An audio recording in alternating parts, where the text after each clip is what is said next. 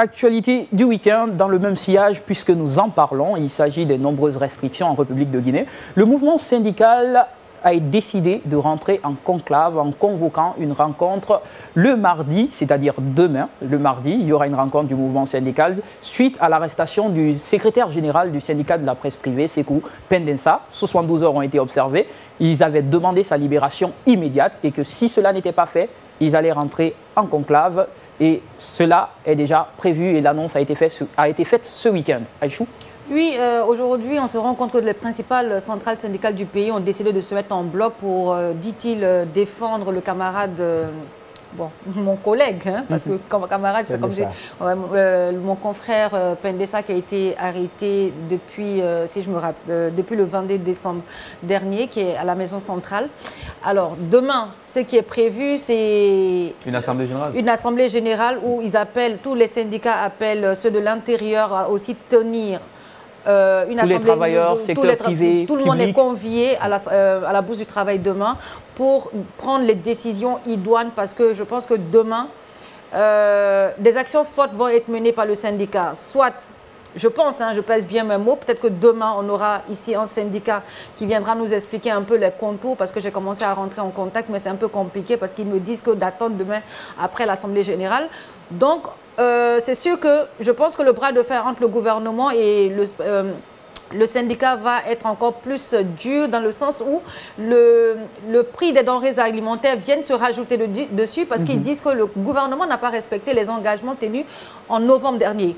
Donc, il y a certains points qui n'ont pas été respectés. Donc, je pense que tout cela sera mis à l'ordre du jour et celui de Pendessa. Donc, je pense que demain, d'ici 14h-15h, la Guinée sera située sur son avenir. D'accord. Ouais, justement, il y a eu déjà quelques annonces par rapport à l'issue de cette rencontre, de cette assemblée générale. Et il sera possible même qu'il y ait une grève générale illimitée sur toute l'étendue du territoire national. Parce qu'il faut comprendre que nous ne sommes plus dans le temps où il faut se taire. Parce que là, tout le monde est touché.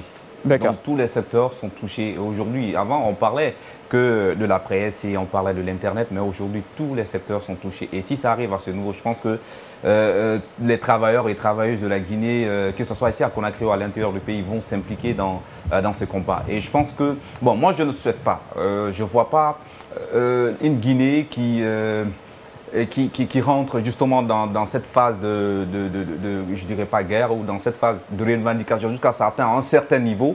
Je pense que le dialogue est aussi bien, parce que le gouvernement, quand le gouvernement de transition est venu, ils ont commencé d'abord par ça, ils ont appelé tout le monde autour de la table, on a discuté.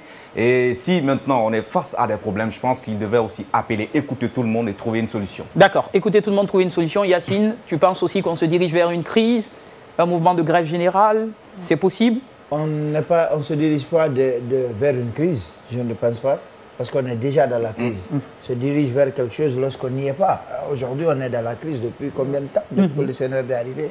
Après le coup de foudre, après le moment où on faisait l'amour à la Guinée, on a senti que maintenant, c'est le viol, mais un viol absurde et j'ai envie de dire même violent.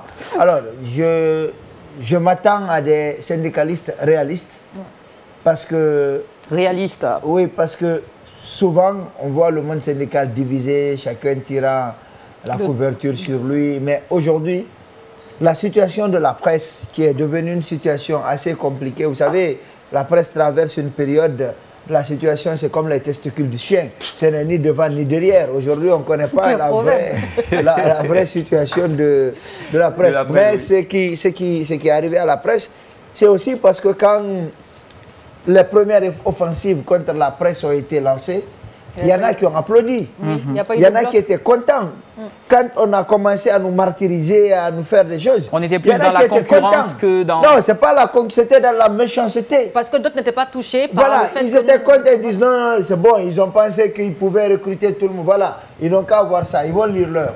Et donc, aujourd'hui, ceux qui disaient qu'on devait lire l'heure, aujourd'hui, on n'a même plus de montre, nous. C'est eux qui sont en train de lire l'heure. La lecture, elle est collective. Exactement, on n'a plus de montre, on est habitué. Quelqu'un voilà, tu sais, quelqu'un qui est habitué à la prison ne parle plus de liberté. C'est toi qui viens d'arriver, c'est toi qui viens de le trouver dans la prison qui dit que tu as perdu ta liberté. Lui, il n'en parle même pas. Il s'est créé notre liberté dans le manque de liberté, là. Donc, c'est c'est la même chose. Ces gens-là avaient applaudi aujourd'hui. Ils sont dans une situation, ils sont en train de lire leur nom, on n'a même plus de montre. Donc, ce qui nous arrive là est une leçon. Le monde syndical le comprend. Le monde syndical aujourd'hui sait qu'ils ont plus que jamais intérêt à faire en sorte que le camarade Pendessa qui est arrêté, mais injustement arrêté parce qu'il n'a rien fait, rien du tout, soit relaxé. Sinon, un autre jour, ce sera leur tour et il n'y aura personne pour dire quoi que ce soit. D'accord. Il n'y a pas de souci. Je pense que tout ça, on espère que tout ça rentre dans l'ordre. Surtout plus de solidarité du mouvement syndical. Et je pense que, comme l'a dit Yacine, c'est des leçons à tirer. Nous ferons plus attention à ceux qui nous dirigent et on saura faire front prochainement. J'espère que tout cela sera une leçon pour le peuple de Guinée.